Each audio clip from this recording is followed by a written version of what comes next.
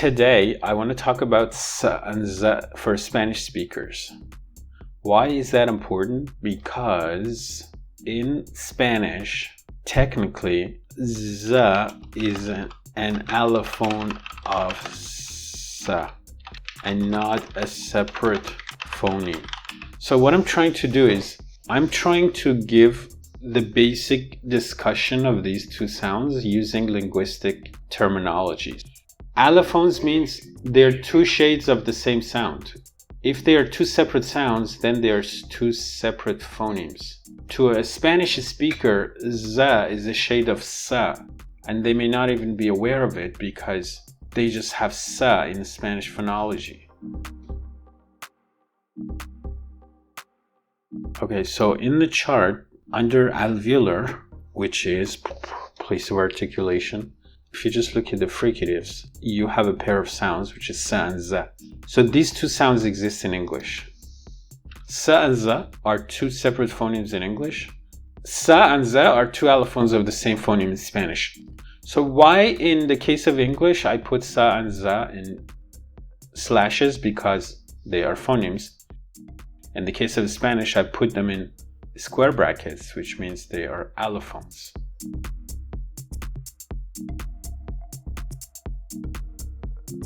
We have these nouns, names, like they are last names in Spanish. And as you see, they have an accent mark. But in English, they may be written with no accent.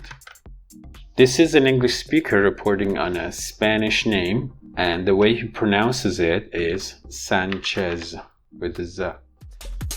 Alexis Sanchez. The second is of the same name pronounced by a Spanish speaker. Hugo Sánchez Márquez nacía. Osvaldo Sánchez. Now, for the name Gomez, this guy is Latino American. He's probably Mexican American. He speaks English, and now he's going to introduce himself. Dennis, hey, I'm Steve Gomez. I'm with the DEA, Drug Enforcement. It's Selena Gomez. I am super. Here, the Z is pronounced Z. Conductora Inés Gómez Montt. The next one is Hernandez. So, Aaron Hernandez. Hernandez is. So again, it's pronounced Z. Esta de Javier el Chicharito Hernández es que le están haciendo el Chicharito Hernández. And then this one is about Diaz. Ladies and gentlemen, Joey Diaz! And Cameron Diaz. Joey Diaz. Again, we are having Z. Isidoro Chololo Díaz. Chololo Díaz era un jugador. Mira, Isidoro Díaz es uno de los.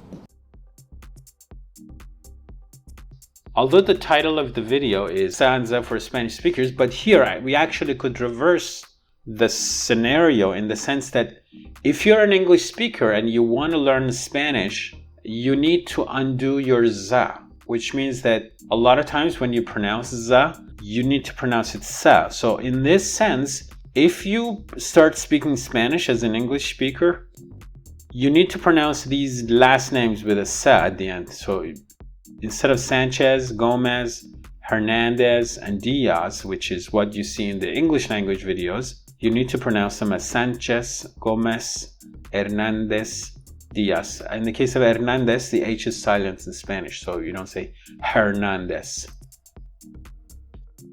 So what is going on here? In the sense that if you're a speaker of Spanish, you have one phoneme with two separate allophones. Now when you speak English, you need to start treating those allophones as separate phonemes in English. The problem or the challenge is that if you speak a language in which two sounds are allophones of the same phoneme, most probably you're not cognitively aware of that those are two different sounds, because in your mind, like in everybody's mind when we speak language, we usually understand phonemes as sounds of the language. We don't understand every allophone as a separate sound. So unless you have linguistic training, you wouldn't be aware that, oh, Spanish has Z as well, but it's not a phoneme. So for example, the word password, this is how you pronounce it in English. I have had Spanish-speaking friends who pronounce this word as password. First of all, they drop the aspiration, so they say password. But the more interesting thing that happened is that instead of sa, they pronounce it za, so they say password. So I'm going to ask this Spanish-speaking friend of mine to try to pronounce the word password in the English way. Password. Okay, say it again. Password. Password. Password. So it obviously shows that a Spanish speaker can easily pronounce the sound za, but they don't treat it as a separate phoneme. They treat it as an antiphone of sa. That's why when she pronounces the word password in English, she doesn't pronounce sa necessarily, and she reverts back to za. So we just had a quick glance into the mind of the Spanish speaker. Now, what do we do? If you're interested indeed to start treating these two sounds in English as separate phonemes rather than allophones of the same phoneme, the good news is all you have to do is vibrate your vocal folds, because the only difference, if you look at this consonant chart in the IPA, you see that both of the sounds are alveolar, both of them are fricative. The only difference is that sa is voiceless, za is voiced. And when we say is voiced, if you go back to the video which I did on speech production mechanism, basically voicing or being voiced or voiceless is an important feature in a language like English and can create minimal pairs such as bus, buzz, sip, zip, suzu. So in each of these pairs, the first word is voiceless, the sound, the sa. The second one is voiced. Which means that when you initiate the sounds and the air is passing through your vocal folds, you need to tighten your vocal folds so that the air that is passing between them will vibrate them. Because if they're tightly closed together, the only way for the air to be able to go pass through them is to vibrate them. If you're a Spanish speaker trying to pronounce the sound za, tighten your vocal folds and let the air vibrate them. If you want to make sure that you are actually pronouncing the za correctly, if you block your ears with your hands, if you say sa, you don't hear any buzzing. But if you say za, zzz, and every time if you pronounce sa correctly, you have to feel the buzzing in your ears. With that in mind, now you know that all these minimal pairs that I just introduced and more minimal pairs that I will introduce right now, the two sounds in the two words of the pair, only different voicing.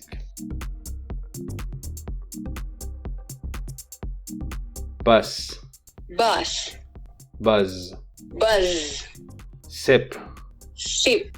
zip, Zip. sack, Sack. zack. Zack.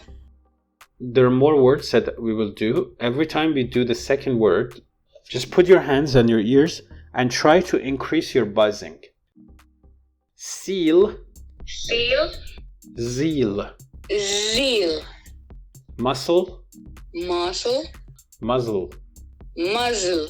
You're doing well. Sewn, Zone. zone. Zone. Fussy, Fussy. fuzzy. Fuzzy. Device, Device. devise. Device.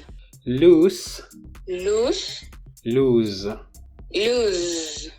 The fact that while we were practicing these, you were actually smiling, it means that it sounds funny to you that these are two different sounds. So although you're successfully pronouncing them differently, like in English speakers, but in your mind, you can't treat them differently.